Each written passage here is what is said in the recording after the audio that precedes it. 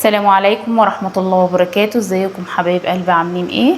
معكم ايمان طه من قناة اطبخها بسهولة. النهاردة هعمل معاكم موهيتو الليمون بالنعناع، منعش وحلو جدا في الصيف، وخصوصا في الجو الحر اللي احنا فيه ده. بجد كوباية منه هتوديكي في عالم تاني، هتغير مودك 180 درجة. منعش وحلو جدا جدا، ونكهة النعناع فيه قوية. ما تنسوش تصلوا على رسول الله عليه افضل الصلاة والسلام. انا عملته والله، ولادي حبوه جدا، وخصوصا ابني الصغير كان بيعيط عليه، يعني اديته وعيط عليه تاني. معنا 3 ليمونات كبار، بنقشرهم بالسكينة ونحش، اهم حاجة نحش الطبقة البيضة دي اللي بره الليمونة، بنقشره بالطبقة البيضة علشان دي بتدي مرارة لليمون. هو اهم حاجة برضو نحوش البذر من جوه، ما نخليش فيه اي بذور نهائي.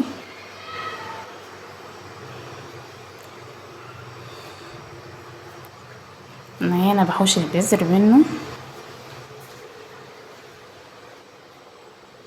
عندنا حوالي 4 عيدان من النعناع. ده نعناع خارج وفي نعناع بلدي، بس الخارج نكهته اقوى شوية عن البلدي، بصراحة بيبقى حلو جدا. لو هنعمل بالشاي بنعناع برضو بيكون جميل جدا، الخارج حلو عن البلدي. انا خدت هنا اللي هي طرف النعناع من فوق،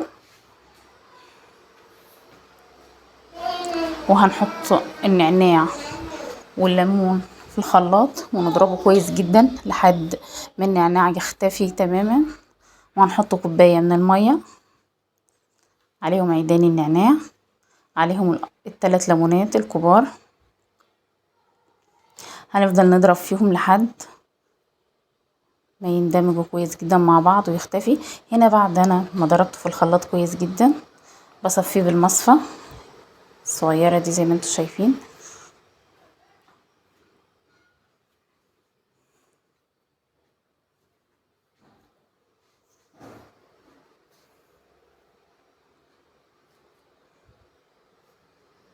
برجع بعد ما صفيته حلو جدا من الليمون والنعناع، برجع اعمل ايه؟ برجع احطه في الخلاط تاني، اضربه تاني في الخلاط. انا بصفيه كويس جدا.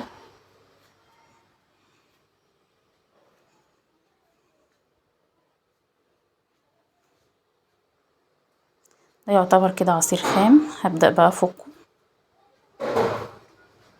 هضيف عليه ايه بقى؟ هرجعه تاني الخلاط واضيف عليه نص كوبايه زبادي. لو انت هتعملي كميه زي اللي انا عاملاها دي هتضيفي نص كوبايه زبادي، لو انت هتعملي اكتر من كده هتضيفي كوبايه زبادي على بعضيها، بس انا مش عامله كتير، انا عامله كميه بسيطه. هنضيف عليهم كوبايه من الميه تاني، من الكوبايه الكبيره اللي هي الشوب دي.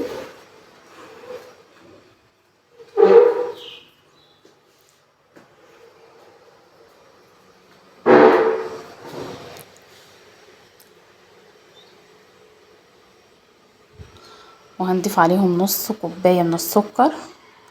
بجد التحليه دي بقى على حسب ما انت عايزه تضيفي نص كوبايه ماشي، عايزه تضيفي اقل ماشي، عايزه تضيفي اكتر ماشي، على حسب الكميه اللي انت عايزاها. وبرجع اضربهم تاني في الخلاط، وبنحطه هنا بنقدمه مع تلج، وبحط شريحتين من الليمون، واحط ورقتين من النعناع،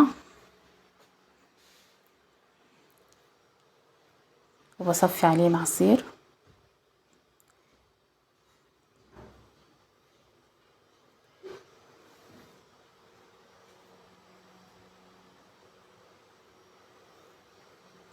لو انت عايزه تضيفي مشروب غازي اللي هو 7 اب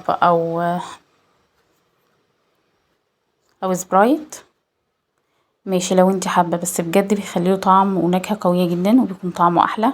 لو انت عايزه تشربيه كده من غير 7 اب ماشي، برضو هيكون برضو طعمه جميل، بس بال7 بيكون اجمل بصراحه.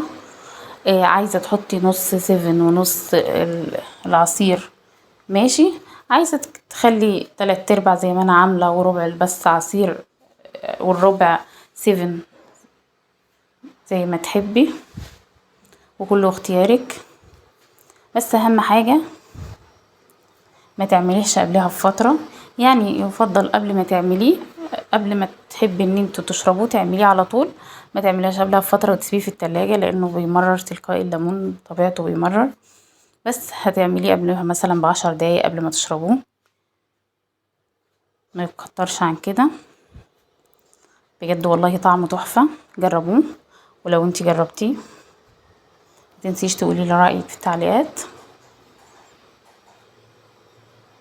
ولو انتي اول مرة تشوفيني